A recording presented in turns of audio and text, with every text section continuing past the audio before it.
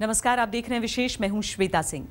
कहते हैं किसी चीज की अति नहीं होनी चाहिए, इसीलिए जुलाई के महीने में जरूरत से कहीं बहुत ज्यादा बारिश लोगों के लिए मुसीबत बन गई है।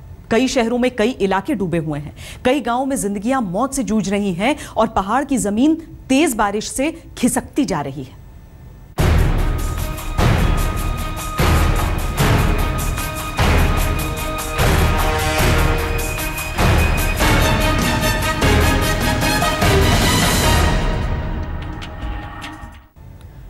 मॉनसून की मार महाकाल की नगरी उज्जैन पर पड़ रही है। वहां इतनी बारिश हुई कि क्षिप्रा नदी किनारा तोड़कर शहर में घुस गई। मंदिरों का वो शहर सैलाब में डूबा है। लोग परेशान हैं, प्रशासन के पास राहत के सीमित साधन हैं।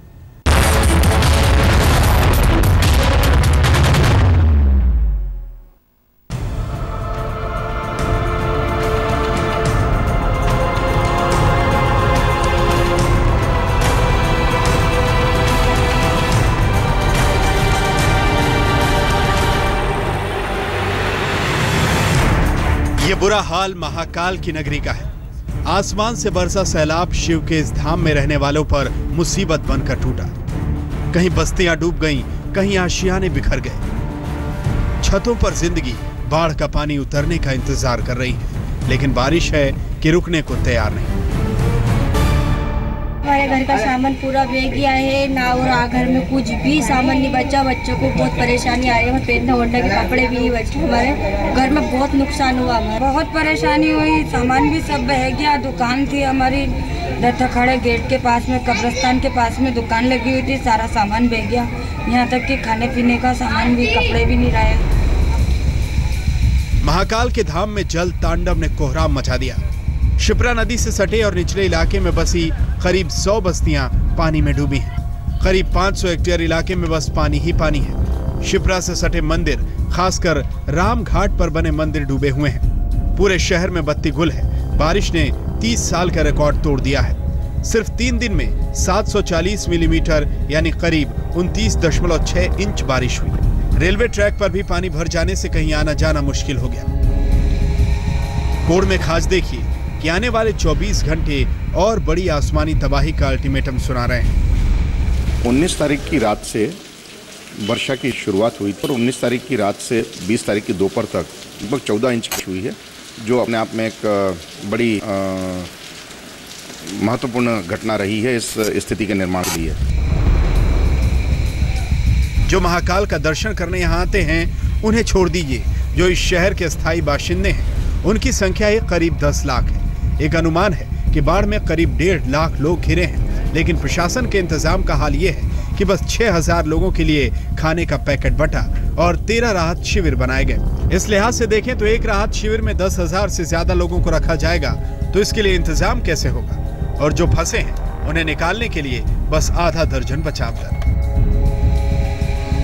शहर का हाल ये तब है जब 11 महीने बाद ही उज्जैन में महाकुंभ लगने वाला है, और हाँ, इसके लिए 3000 करोड़ रुपए का इंतजाम भी हो गया है। लेकिन सवाल है कि क्या जल तांडव का मारा भगवान शिव के ज्योतिर्लिंगों में से एक ये शहर अगले साल महाकुंभ के लिए तैयार हो पाएगा? उज्जैन में संदीप कुलश्रेष्ठ के साथ आज तक ब्यूरो। क्षिप्रा ने उज्जैन में कहर मचाया तो बेतवा और नर्मदा जैसी नदियों ने मध्य प्रदेश के दूसरे कई शहरों में लोगों को पानी पानी कर दिया। होशंगाबाद, विदिशा से लेकर दूसरे कई शहर बाढ़ से बेहाल हैं।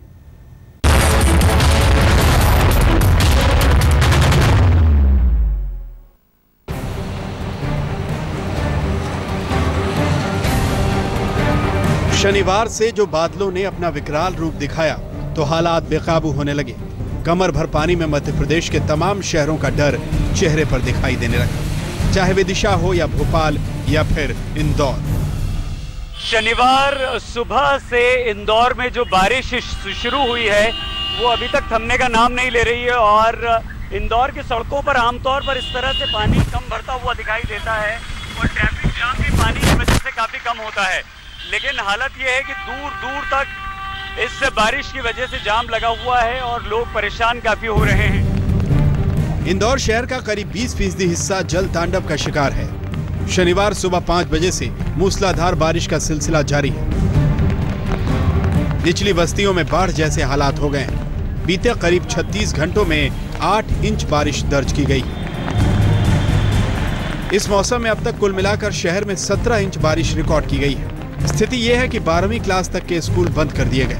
आसमान आफत की बूंदें बरसा रहा है तो इन बूंदों से भरी नदियां बर्बादी के लिए अपने तटों को तोड़ चुकी है। बेतवा नदी खतरे के निशान से ऊपर बह रही है, जिसकी वजह से विदिशा और रायसेन जिलों में बाढ़ के हालात पैदा हो गए हैं। विदिशा में तो लगता है मानो जल कर्फ्यू लागू है। जहां तक नजर जाती है बस पानी ही पानी दिखता है। लोग घरों में कैद, रोजी रोटी पर शटर गिरा है। रायसेन के हालात भी कमोबेश ऐसे ही हैं। लोग घरों से बाहर निकल नहीं रहे, स्कूल कॉलेज सब बंद है। मध्य प्रदेश के कई इलाकों में पिछले 48 घंटों से रुक रुक कर बारिश हो रही है। बेतवा और क्षिप्रा नदी उफान पर हैं और कई इलाकों में पानी भर गया है। मानसून में हर साल कभी कम या कभी ज्यादा बारिश होती है, लेकिन इस बार पहले ही मानसून में प्रशासन की पोल खुल गई है। भले ही कुदरत के कहर पे किसी का बस नहीं चलता है, लेकिन यदि प्रशासन ने सही वक्त पर इंतजाम किए होते तो आज जनता को इतनी परेशानी नहीं उठानी पड़ती। नर्मदा नदी फिलहाल खतरे के निशान से नीचे है, मगर इसमें भी जलस्तर तेजी से बढ़ रहा है। नर्मदा किनारे होशंगाबाद भी बर्बादी की बारिश झेल रहा है। होशंगाबाद में पिछले 12 घंटे में 12 इंच बारिश रिकॉर्ड की गई, जिसकी वजह से निचले इलाकों में पानी भर गया है। नेशनल हाईवे 69 पर भी पानी आने से होशंगाबाद भोपाल के बीच आवागमन फिलहाल प्रभावित है। लगातार बारिश होने से और बहुत तेज बारिश होने से जो शहर की निचली बस्तियां हैं उनमें पानी भरा गया है। प्रशासन के सहयोग से नगरपालिका प्रशासन और सारे लोग, हमारे जो पार्षद हैं और अन्य लोग भी आपदा प्रबंधन में लगे हुए हैं। जो लोग नीचे मकानों में फंसे हुए हैं उनके लिए हमने राहत के कैंप चालू करवा दिए। नर्मदा महाविद्यालय और ग्वालटोली स्कूल में उनके रुकने की व्यवस्था की गई है। मध्य प्रदेश में मानसून के इस सीजन में अब तक 412 मिलीमीटर बारिश हो चुकी है, जो सामान्य से 43.8 मिलीमीटर ज्यादा है। ये ग्राफ अभी और बढ़ेगा क्योंकि आगे अभी और बारिश होगी। भोपाल में अमित कुमार के साथ आज तक ब्यूरो। जमीन पर जल का तांडव हो रहा है तो पहाड़ भी इससे अलग नहीं। उत्तराखंड में इतनी बारिश हुई कि जहां देखिए वहीं जमीन धंस जाती है। हालांकि 4 धाम की यात्रा चल रही है, लेकिन जिस तरह से पहाड़ के पैरों तले जमीन खिसक रही है, इससे यात्री भी डरे हुए हैं और वहां के बाशिंदे भी।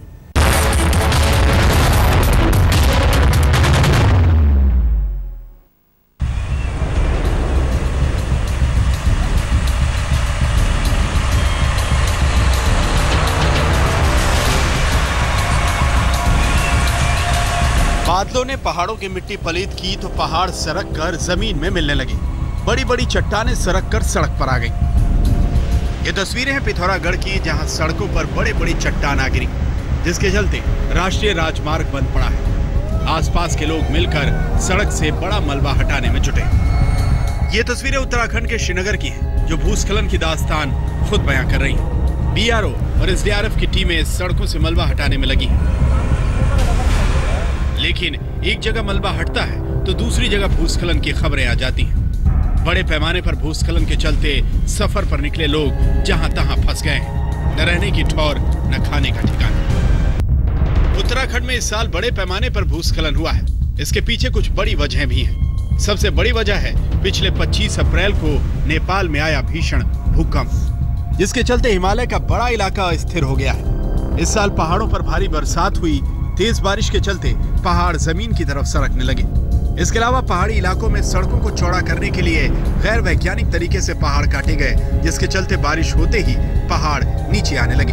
केदारनाथ में 2 साल पहले आए सैलाब के चलते इस इलाके के पहाड़ों के भीतर हलचल है। इस नाते भी इस इलाके में भूस्खलन हो रहा है। इस साल अब तक भूस्खलन की 119 घटनाएं हो चुकी हैं। जमीन के अंदर पहाड़ी एरिया में जब अंदर चली जाती है तब तो वो मिट्टी को जो है वो निकाल देगा। इसके चलते लैंडस्लाइड्स होते हैं, और लैंडस्लाइड्स वहीं होता है जहाँ पे आजकल दिख रहा है जो डेवलपमेंट के नाते जो है रास्ता बनाया है, लोगों ने मकान बनाया है। ये नियम अनुसार, कोड के अनुसार और टेक्निकल उपाय से ये नहीं किया जा रहा है। इस साल सबसे ज्यादा भूस्खलन की घटनाएं जिन इलाकों में हुई हैं वो बद्रीनाथ के पास लामगढ़ और पागल नाला, उत्तरकाशी के पास वर्णावत और केदारनाथ इलाके में सोनप्रयाग है। ये संख्या बढ़ भी सकती है क्योंकि इंद्र देवता का जोर अभी थमा नहीं है। पिथौरागढ़ में दिलीप सिंह राठौड़ के साथ सिद्धार्थ, दिल्ली आज तक।